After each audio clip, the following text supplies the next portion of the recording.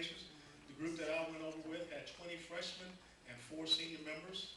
We were allowed to bring our spouses. It was my second trip to Israel. It was my wife Angela's first trip.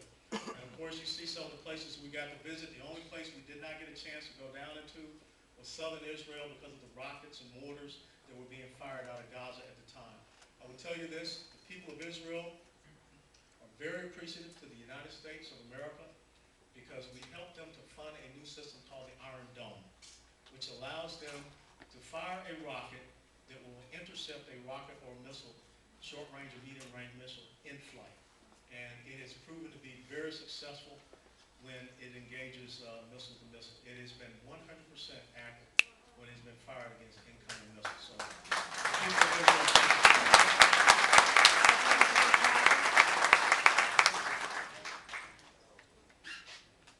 now, the thing we have to understand, why is there such an incredible bond between America and Israel? Well, it starts with the shared Judeo-Christian faith heritage. That's who we are. If you read the writings of the founding fathers, you will see that faith heritage enabled this country to be established. And that's one of the key parts. The shared values that we have with Israel, of freedom, of liberty. You see a pluralistic society in Israel, just the same as you see a pluralistic society here. You see members of the Knesset who are Arab there. Just the same as you see various members all across our society that are members of our Congress and Senate. But it's that commitment to those democratic principles. But the most important thing we must understand is that America and Israel do have a common enemy.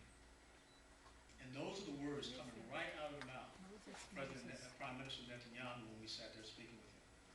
It's this militant Islam, or what I sometimes call this Islamic totalitarianism that they're fighting against.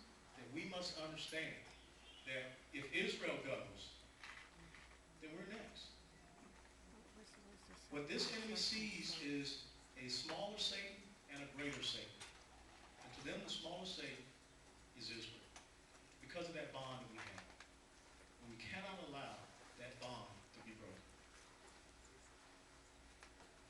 Now, we were supposed to meet with President Mahmoud Abbas. I don't know if he had a scheduling conflict, so we met with their Prime Minister, Salam Fayyad. The thing that I question is the Palestinian Authority a credible peace partner? And coming away from listening to him and his 30 to 35-minute speech, I don't believe so. Because number one, during the time that I was there, no one from the Palestinian Authority denounced the terrorist attack in Eilat. Now, let me tell you about this terrorist attack in Eilat, which claimed the lives of 8 Israelis.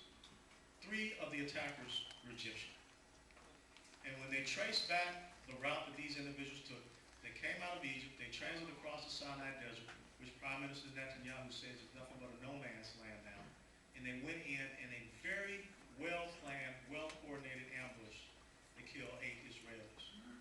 Then afterwards, the rockets and mortars that came in streaming out of Gaza, you had no word from the Palestinian Authority denouncing those rockets and mortars. As a matter of fact, President Abbas put out a statement that said that he felt that Israel was using going into Gaza or firing back as a means to try to delegitimize the September vote for Palestinian statehood.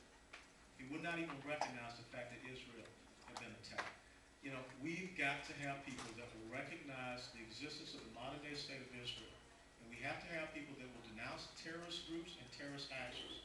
Now, when people talk about a two-state solution, I will tell you right now, Mahmoud Abbas has not been to Gaza in about 5 years. There are 2 totally different organizations, even though they went into a reconciliation path. That's more so of a sham than anything else.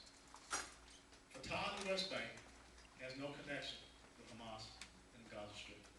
None whatsoever. They don't get along, they don't see anything. And really, what you're talking about is actually probably a 3-state solution. Because Gaza is not going to be talking to the folks in Ramallah.